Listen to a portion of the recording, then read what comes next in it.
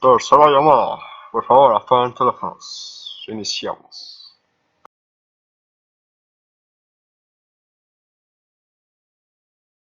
Era un día muy bonito y poco nublado en donde iba caminando el señor Jekyll hacia el trabajo por las calles de Londres. ¿Esos hombres de qué estarán hablando? Hey, recuerdo que atropellaron a una niña en aquella esquina al cruzar la calle. Recuerdo perfectamente que la familia le cobró 100 libras al culpable, a cambio de su reputación. El cheque parecía ser falso solo con ver la firma, pero resultó ser verdadero. Ambos hombres acordaron no volver a hablar de ello. Al día siguiente, Jekyll fue a su laboratorio y se encontró con la sorpresa de que el abogado estaba viendo su caja fuerte. ¿Por qué estás viendo mi caja? Dejo mi testamento diciendo que todas mis pertenencias serán para el señor Hyde si es que llegara a desaparecer o a morir. El abogado se dirige a la puerta y se encuentra con Hyde. Quiero hablar con Jekyll, pero no lo encuentro por ningún lado. Horas más tarde se reunieron con unos viejos amigos. ¿Acaso Hyde está en algún apuro? No te preocupes, puedes deshacerte de Hyde cuando quieras. Prométeme que cuando yo muera te vas a encargar de Hyde. Sí, no te preocupes, yo me encargo. De camino a la casa de Mr. Hyde, vieron a una joven sentada en su casa. Hyde y el señor Carew comenzaron a hablar hasta que Hyde le entró un ataque y empezó a golpear con un bastón al señor Carew hasta matarlo. La chica al verlo se desmaya y al despertar llamó a la policía. El muerto llevaba un sobre con el nombre del abogado y tan solo con leer la descripción supo que era para Hyde. La policía al llegar a casa de Hyde solo se encontraron con la sirvienta y las habitaciones parecían registradas. ¿De qué se trata la noticia sobre el asesinato? No te preocupes, Hyde ya no volverá a ser visto. Y me ha entregado una carta. ¿Debería enseñársela a la policía? Utterson se llevó la carta con un amigo, donde su amigo vio la carta. Más tarde, el sirviente le entregó otra carta que provenía de Jekyll, que lo invitaba a cenar. El amigo tomó la nota y comparó ambas cartas y se percató que era la misma caligrafía. ¿Por qué Jekyll habría de falsificar la carta de un asesino? El abogado le envió una carta a Henry, la cual fue contestada con las siguientes palabras. No piense que por no abrir la puerta ya no somos amigos, pero soy un pecador y debo hacer penitencia.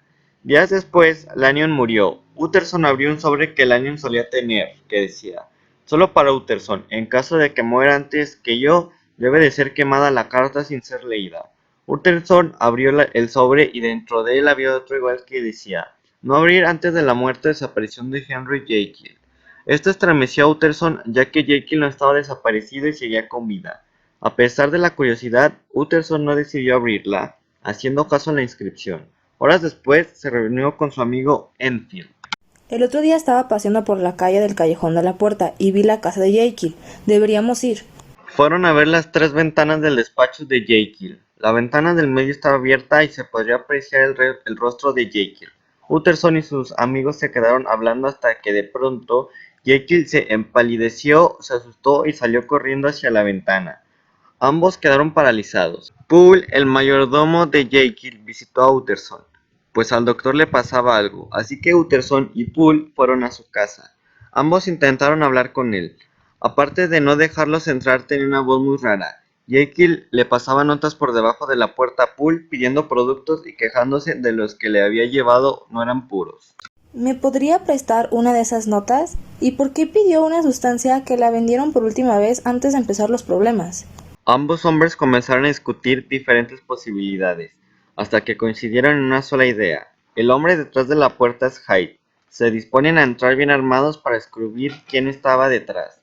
Los dos hombres advirtieron al personal que esperaran en la puerta trasera por si el sospechoso decidía escapar.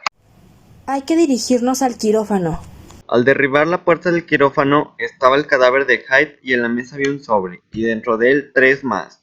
Uno era el mismo testamento que guardaba el abogado, cambiando al heredero por Utterson. También había una nota que decía: lee la nota que Lanyon te entregó, y otro sobre que se lo guardó. Utterson se dirigió a su casa a examinar las cartas. Se decidió a leer la carta que le envió Jekyll a Lanyon. En la carta decía: Jekyll, ¿puedes ir a buscar productos al laboratorio y entregarlos a una persona que irá a buscarlos? Esta persona resultó ser Hyde. Utterson, al saber esto, se comportó muy nervioso. Lanyon, al entrego de los productos a Hyde, comenzó a mezclarlos. Cuando la mezcla estaba bien hecha, ¿Prefieres dejarme ir y no saber nada de esto? ¿O el peso de la curiosidad no te deja hacerlo? yo no he pasado por todo esto para no saber el final. Hyde tomó la mezcla y después de un rato de dolor, esta persona se convirtió en Henry. Utterson, al enterarse de todo esto, contactó a Jekyll para una explicación. Estuve pensando sobre mi doble personalidad y descubrí que todos los humanos tenemos 2 personalidades, una buena y una mala. ¿Qué piensas hacer al respecto? No lo sé, siento que debo separar a ambas personalidades, romper las cadenas que tenía una con la otra y siento esa necesidad de comprobar si el cambio es temporal o permanente. Jekyll decidió tomarse la fórmula otra vez y así fue como nació Hyde. Alquilé una caja para mi segunda personalidad.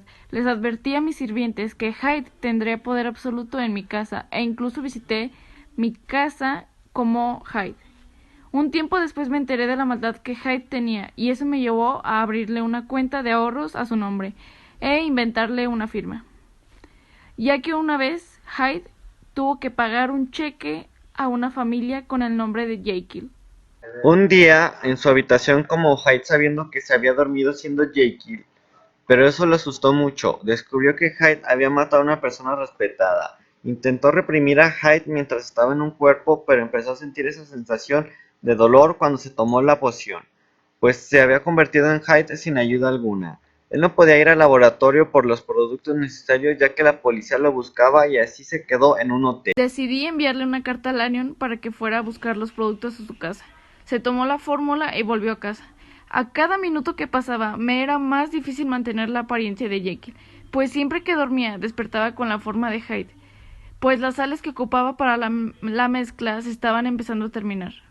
Realicé varios pedidos, pero resulta que el primer pedido que hice noté que las sales no eran puras y eso precisamente fue lo que afectó y por eso no me podía controlar a mí mismo. Cuando Utterson se fue después de la explicación, Jekyll decidió escribir una confesión que decía así: avisando de un suicidio y a la vez un homicidio de Hyde.